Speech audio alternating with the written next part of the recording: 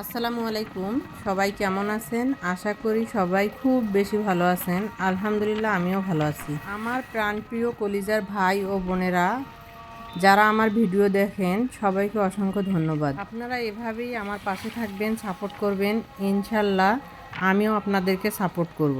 আজকে আমি কিছু কথা বলবো স্বামী স্ত্রীর ঝগড়ার সমাধান নিয়ে। স্বামী স্ত্রীর মাঝে কোনো কারণে মনোমালিন্য বা ঝগড়া হতেই পারে, কিন্তু তা যদি দীর্ঘদিন ধরে চলতে পারে তবে এর কারণে আপনার সম্পর্ক ভেঙেও যেতে পারে। এছাড়া মানসিক কষ্ট তো দুজনকেই পেতে হয়। কিন্তু এই ঝগড়ার সমাধান কি জানেন? চাওয়া পাওয়া বোঝা। দুইজন মানুষ যেমন আলাদা তেমনি তাদের চাওয়া পাওয়াও আলাদা।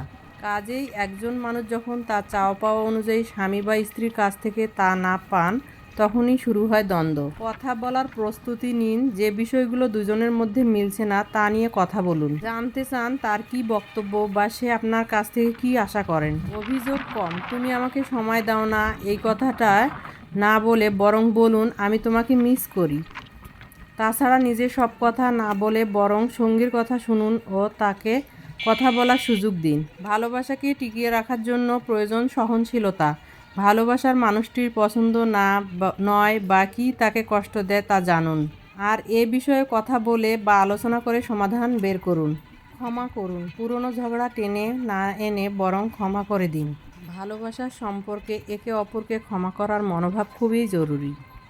একে অপরকে জড়িয়ে ধরুন কিংবা কোথাও ঘুরতে যান, যা ঝগড়া কমাতে খুবই উপকারী। নতুন নতুন পরিকল্পনা করুন। ছোটোখাটো বিষয় নিয়ে ঝগড়া না করে আগামী দিনের জন্য পরিকল্পনা করুন। এই ধরনের পরিকল্পনা দুইজনের মধ্যে ঝগড়া অনেক কমিয়ে দেয়। এখন আমাদের প্রত্যেকটা ফ্যামিলিতে দেখা যায় ছোটোখাটো বিষয় নিয়ে ঝগড়া লাগে, কিন্তু কিছু কিছু মহিলা আছে এই ছোটোখাটো বিষয়টাকে অনেক বড় করে।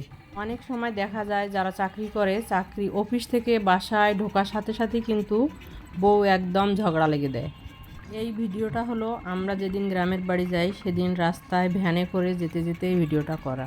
আজকের ভিডিওতে যদি আমি ভুল ত্রুটি কোনো বলে থাকি অবশ্যই ক্ষমা দৃষ্টিতে দেখবেন। সবাই ভালো থাকবেন, সুস্থ থাকবেন, আর বেশি বেশি করে একটু লাইক কমেন্ট শেয়ার করবেন।